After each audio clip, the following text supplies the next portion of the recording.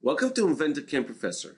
I'm Sydney, your InventorCam Professor, with one of hundreds of online video tutorials available free at www.inventorcam.com 24 hours a day, 7 days a week. My goal is to be your personal InventorCam mentor, always available to show you the best ways to get to where you want to go in InventorCam. In this session, we'll be showing you our new option called Toolbox. What exactly is Toolbox? Toolbox is a series of canned operations where all you have to do is just give it its geometry according to the shape. It'll automatically give you the correct toolpath without having to fill in many parameters. This is a time-saving operation for those given shapes, such as shown here.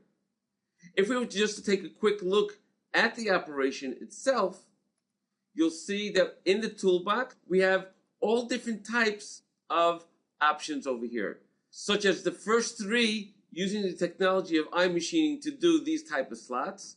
And then we have regular operations, such as for a simple open slot, a closed slot over here, and so on and so forth, as we'll see as we go through our demonstrations. Now, let's take a look at our first operation. I'll be using the option of spiral open slot, and as you can see, my geometry has to be this edge and this edge over here, two chains. The direction is not important as there are no arrows shown over here. If I were to go into my geometry, you'll see that we have these two chains that create my geometry. The tool that I will be using will be a 10 millimeter end mill, and my levels will be up until this level over there. Now, in my technology, you can see my step down is 10 millimeters. I have a wall and floor offset, which are available to me, as shown over here. And we have control of our spiral cuts. What's our minimum cutting angle and our maximum cutting angle. In addition, we also have our retract height, as how far it should go off from the bottom of the floor as it repositions itself, and the extension of our tool. If we were to look at the simulation over here, you'll see, and I'll put this in my top view, you see that it worked in a spiral motion in that area over here, going through that slot. Now, in our second operation, I'd like to mill out this wider slot. So what I've done here is as follows.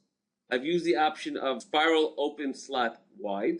My geometry being done in the same way as in the previous operation, having these two chains. I'll be using the same tool, my 10 millimeter end mill, and my levels the exact same thing as before. In my technology field, we have what we've had before also as far as a minimum cutting angle and our maximum cutting angle. But we also have what we call mote width, which controls the actual width of the channel that is being machined through. And then we also have the width of the step over that's going to be done on the walls itself at the end.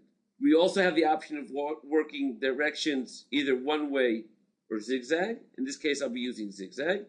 And now let's take a look at our simulation. As you can see, the part now is being machined with a channel through the middle and then being finished off on the wall itself. Now, for my next operation, I like to work on this closed slot over here. So what I'll be doing here in this operation is I'll be using the option of spiral closed slot wide as shown over here. And in this particular case, you can see that on the geometry itself, we have arrows showing also the direction that we have to choose. Note that all we're doing here is choosing this open slot over here without closing it at the end. If we take a look at the geometry itself, you can see that this is exactly what has been done over here. Again, I'll be using my 10 millimeter end mill. In my technology area, we have the exact same thing we had before. Also, the mote width and the step over in this area over here. Taking a look now at our simulation, you'll see that this is exactly what's happened over here. We had the channel forming in the middle and then being cleaned off at the side using zigzag to go back and forth. This concludes part 1 of our lesson in Toolbox. For more InventorCam Professor tutorials, please go to our website, www.inventorcam.com, and look under the tab called InventorCam Professor. Thank you for joining us on InventorCam Professor. Take care and have a nice day.